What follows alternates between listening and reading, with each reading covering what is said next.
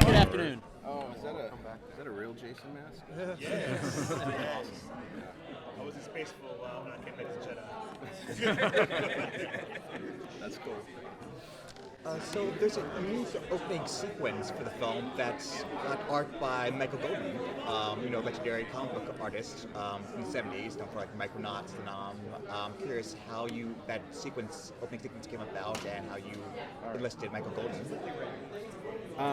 So we conceived that title sequence, and it was boarded. I think Matt Peters, our director, boarded that one, if I'm not mistaken.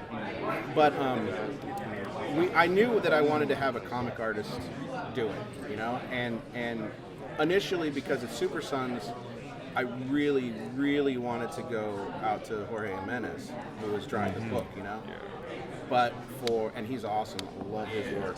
And for whatever reasons, we couldn't make it happen, and just contractually stuff, and boring. But I am not Michael Golden is no consolation prize. After that, it was like, well, who else can we get? And I'm like, well, if I'm shooting for the stars, this is who I would want. And Michael Golden was top of my list, and thankfully for me, he was willing to do it and able to do it. And I just he's always been one of my favorite comic book artists.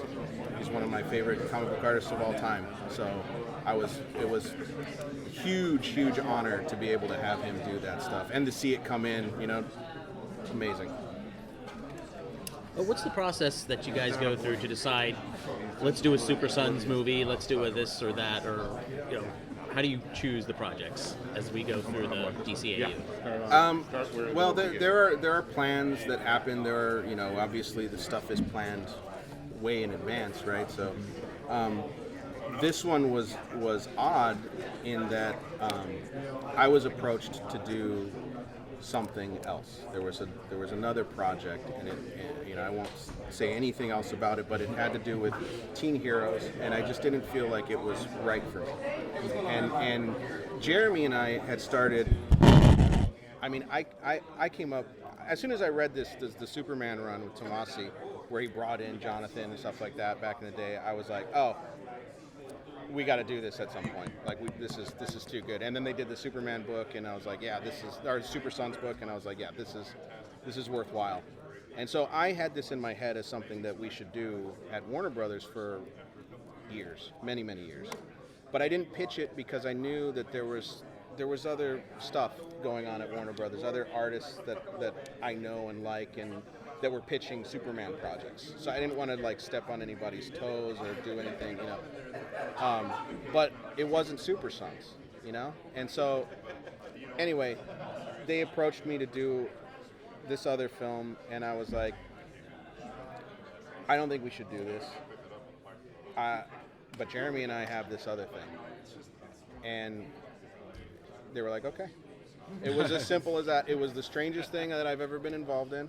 And then, I when I thought about this initially, 5 years ago or however long it was, I wanted to do it CG, but I didn't think that was going to be possible, And Was that a hard sell with them? No, that's again the odd thing about this was that we started this when we crewed up and began working on this with the artists, starting design and stuff like that. We were going to do this as a traditional animated thing. And then I got a call from an executive that was like, hey, we have this animation studio. And of course, I've worked with Mir before, that has these CG tests. You want to take a look at them? And I was like, oh, yeah, Mir's like, okay, cool. So I looked at it and I was like, oh, this is fucking great. Can we do this? Oh, sorry. I was like, this is great. Can we do this? And I'm like, yeah, let's do it.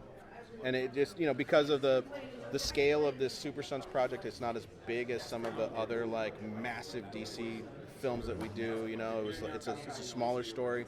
It seemed like this was a good testing ground for it. So that just kind of fell into my lap. It was a series of really fortunate events that happened to make this what it is.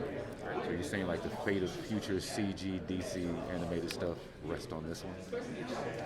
I hope not. Look, I think I love the way this movie looks, and I think that there's some great, there's some great stuff that you can get out of CG that you can't get out of traditional in the way that we do it. And so, if I controlled everything, this would be it going forward. Not for everything. I like all my. I don't know if you've seen any of the other movies I've made. They all kind of look different. Like I don't like working in one style too long. I get too bored or whatever. But I just like to do different things. So like to me, this is a cool approach for this. And I could see it going forward. Although if we did, I would tweak it in other ways and specific to whatever it is that we're doing, because I think there's something to that too. So, I don't want to have a uniform style for me personally that is associated with my movies in that way. I want us to have to guess a little bit as you tweak I just like to make things that I feel are like appropriate to the story that we're telling. Like to me, this is the look of this movie. It should be this, If we did more Super Sons, it would look like this, But He's coming back. If we were doing a different Batman film, that needs to have a different style or whatever, based on whatever the story is. Gotcha. So it sounds like you have like a really strong interest in these two characters at this point in their time, in their lives, and their story. In the comics, they famously or infamously, depending on how you look at the age of Jonathan up. Yeah. A lot older than Damian. Yeah.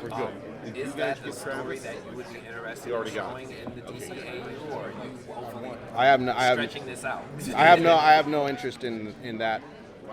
To be honest with you, I have no interest in that version at all. I think that Jonathan and Damian, as they are in Super Sons, is a really unique property. And the idea that you wouldn't hold on to that and try to exploit it. There are so many good stories that you can tell with these two boys growing up. Why? Yes. What are you doing? All right. So yeah, that's my feeling on that. And to me, just to say, you say in DC animated universe, I don't see this as in continuity with anything. Okay. This is its own continuity. This is its own world. So if the response is good enough, and we can hopefully make more of these, it's its own thing. It sits in its own world.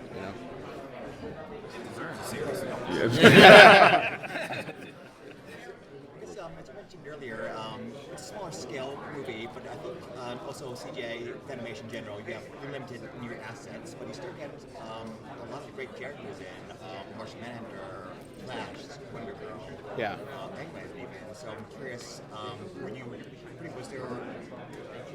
satisfied with what you were able to get in, or were you hoping to get in more? No, I think that's all that we could handle.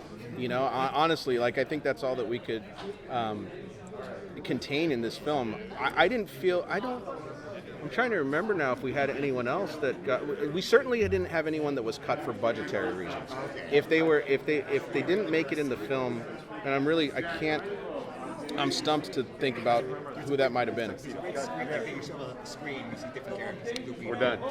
Oh yeah, we did want to throw some of that in there. They're out there, they exist, but yeah. Thank you guys. Jeremy Adams, our writer.